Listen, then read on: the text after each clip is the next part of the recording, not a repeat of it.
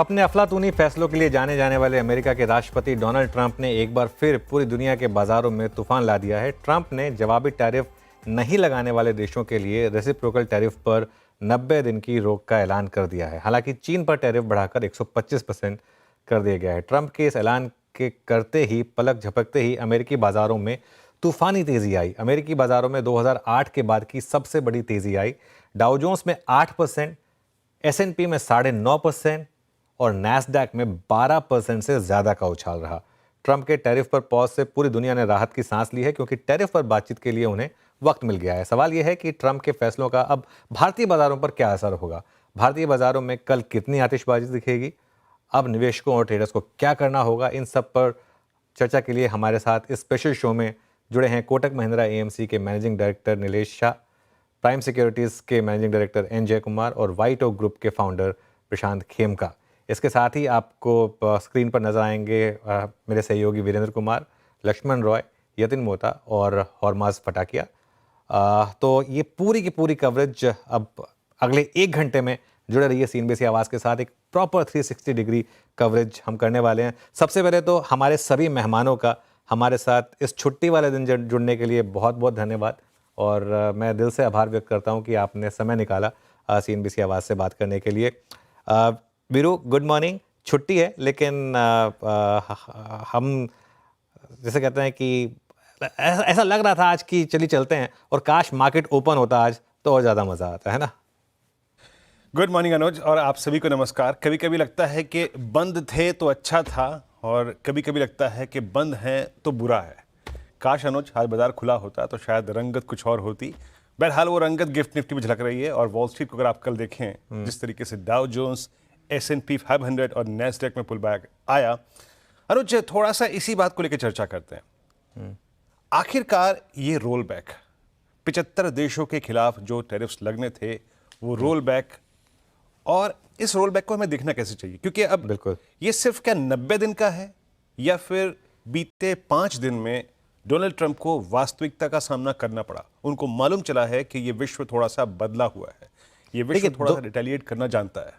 दोनों चीज़ें हैं मुझे लग रहा है। एक तो चाइना के साथ वो जो वर्चस्व की लड़ाई है, और दूसरा खुद को भी रियलाइज़ हुआ है कि सबसे ज़्यादा नुकसान उन्हीं की मार्केट का हो रहा है। रिसेशन की प्रोबेबिलिटी 100% हो गई थी। देखिए वीरू, मेरा ये मानना है कि एक बहुत बड़ी रिलीफ रैली प्ले होगी।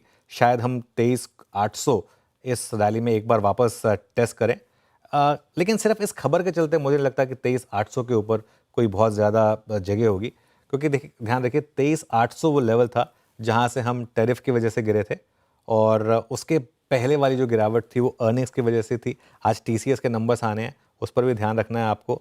और ऑटोज़, फार्मा, अभी भी उस पर पिक्चर क्लियर नहीं है। हाँ, IT में बहुत ज़ोरदार शॉर्ट कवरिंग होगी, मेटल्स में बहुत ज़ोरदार शॉर्ट कवरिंग होगी। चाइना +1 स्टॉक्स, मेरे ख्याल से यहाँ बड़े गैप अप के बाद भी बड़ी रैली होगी। और FMCG और ऑयल मार्केटिंग कंपनीज, ये कुछ सेक्टर्स हैं जहाँ पर हो सकता है कि थोड़ी प्रॉफिट बुकिंग आ जाए। लेकिन हमारे मेहमानों के पास चलते हैं, और आप सभी को गुड मॉर्निंग। नीलेश भाई, ये हुआ क्या एकदम से?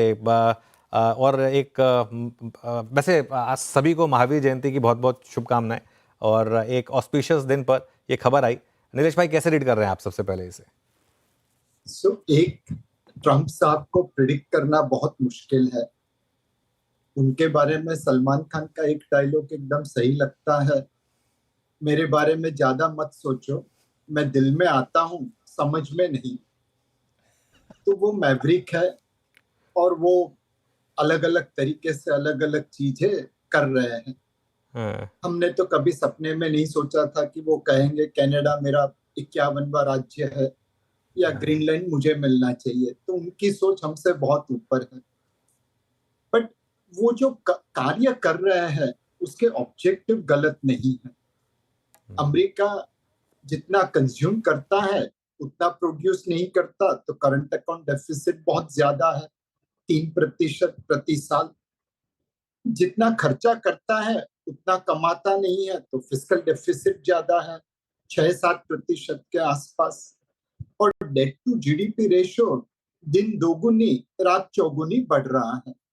तो इन्हें कंट्रोल करने के लिए उन्होंने इंपोर्ट ड्यूटी टैरिफ लगा के रेवेन्यू जनरेट करने की कोशिश की, ताकि थोड़े इंपोर्ट कम हो और फिस्कल डेफिसिट का घाटा मैनेज करने में कुछ सहायता मिले।